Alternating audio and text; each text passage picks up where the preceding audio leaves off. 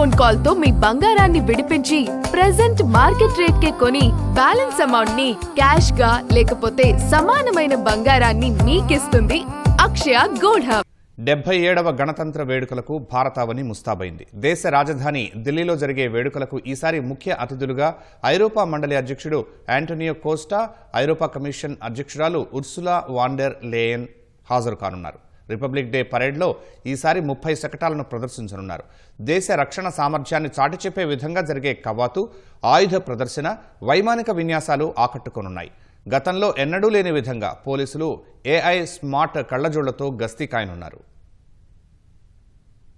77వ గణతంత్ర వేడుకల్లో భారతావని తన అభివృద్ధి ప్రస్థానాన్ని, సాంస్కృతిక వైవిధ్యాన్ని, సైనిక శక్తిని ప్రపంచానికి చాటి చెప్పనుంది. రిపబ్లిక్ డే పరేడ్లో కొత్తగా ఏర్పాటు చేసిన యూనిట్లు ఆపరేషన్ సింధూర్ సమయంలో మోహరించిన ఆయుధ వ్యవస్థలను ప్రదర్శించనున్నారు. ఈసారి వేడుకలకు ఐరోపా మండలి అధ్యక్షుడు యాంటోనియో కోస్టా, ఐరోపా కమిషన్ అధ్యక్షురాలు ఉర్సులా వాన్ డెర్ లెయన్ ముఖ్య అతిథులుగా హాజరు కానున్నారు. వందే మాతరానికి 150 ఏళ్లు ప్రధాన ఇతివృత్తంగా కర్తవ్య పథలో ఈ వేడుకలు జరగనున్నాయి. రాష్ట్రపతి ద్రౌపది ముర్ము వేడుకలకు నేతృత్వం వహించనున్నారు. ఉదయం 9:30 గంటల సమయంలో ప్రధాని మోదీ జాతీయ యుద్ధ స్మారకం వద్ద అమరవీరులకు దేశం తరపున నివాళులర్పిస్తారు. 10 గంటల 20 నిమిషాల సమయంలో రాష్ట్రపతితో పాటు విదేశీ అతిథులు సాంప్రదాయ బగ్గీలో వేదిక వద్దకు చేరుకుంటారు. 10:30 సమయంలో రాష్ట్రపతి జాతీయ జెండాను ఆవిష్కరించిన తర్వాత కవాతు ప్రారంభం కానుంది. 4 Mi-17 ఐవీ హెలికాప్టర్లు ధ్వజ్ ఫార్మేషన్లో ప్రయాణిస్తూ పూల వర్షం కురిపించనున్నాయి.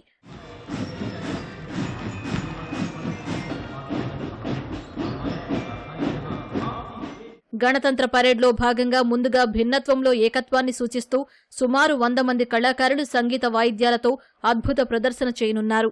ప్రతి రాష్ట్రం, కేంద్రపాలిత ప్రాంతాల నుంచి సుమారు 2500 మంది కళాకారులు ప్రదర్శన ఇవ్వనున్నారు. అత్యున్నత శౌర్య పురస్కారాల విజేతలు సైనిక కవాతులో భాగం కానున్నారు. ఐరోపా సమాఖ్యకు చెందిన సైనిక బృందం కూడా పరేడ్ నిర్వహించనుంది. మొత్తం 30 శకటాలను ఈసారి ప్రదర్శిస్తుండగా అందులో 17 రాష్ట్రాలు, కేంద్రపాలిత ప్రాంతాలకు చెందినవి ఉన్నాయి. మిగిలిన 13 వివిధ కేంద్ర మంత్రిత్వ శాఖలు, విభాగాలకు చెందినవి ఉంటాయని ప్రభుత్వ వర్గాలు తెలిపాయి.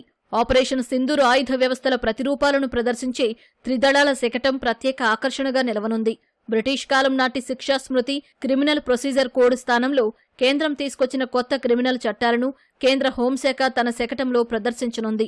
పరేడ్లో ఆసక్తిగా ఎదురుచూసే కార్యక్రమాల్లో ఒకటైన వైమానిక విన్యాసాల్లో 16 యుద్ధ విమానాలు, 9 హెలికాప్టర్లు, కార్గో విమానాలు సహా మొత్తం 29 విమానాలు పాల్గొంటాయి.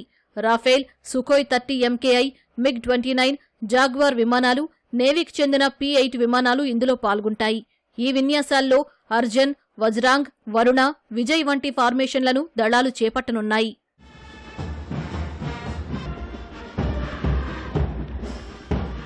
గణతంత్ర దినోత్సవం వేళ ఢిల్లీలో అధికారులు కట్టుదిట్టమైన అధునాతన సాంకేతికతతో కూడిన బహుళ అంచెల భద్రతను ఏర్పాటు చేశారు. ఢిల్లీ సహా ఎన్సీఆర్ అంతటా గస్తీ, నిఘాను కట్టుదిట్టం చేశారు. నగరం ఎంట్రీ, ఎగ్జిట్ పాయింట్ల వద్ద చెక్పోస్టులను ఏర్పాటు చేశారు. పోలీసులు నిఘాను బలోపేతం చేయడానికి ఫేషియల్ రికగ్నిషన్, థర్మల్ ఇమేజింగ్ వ్యవస్థలతో కూడిన ఏఐ స్మార్ట్ గ్లాసులను ఉపయోగించనున్నారు. ఇవి రద్దీగా ఉండే ప్రాంతాల్లో మనుషుల ముఖాలను స్కాన్ చేసి వెంటనే పోలీసు డేటాబేస్లతో పోల్చగలవు. నేరస్తులు, అనుమానాస్పద వ్యక్తులను గుర్తిస్తే వెంటనే ఆయా విభాగాలకు సమాచారమిస్తాయి.